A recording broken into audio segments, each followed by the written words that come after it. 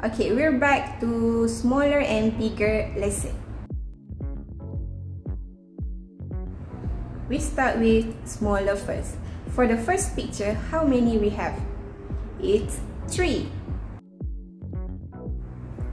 The second picture is 7.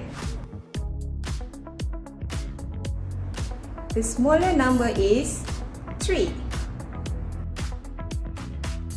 Okay, now we continue with bigger number. How many nests we have? It's 9. How many eggs we have? It's 6. The bigger number is 9. Okay, well done. Well done, everyone.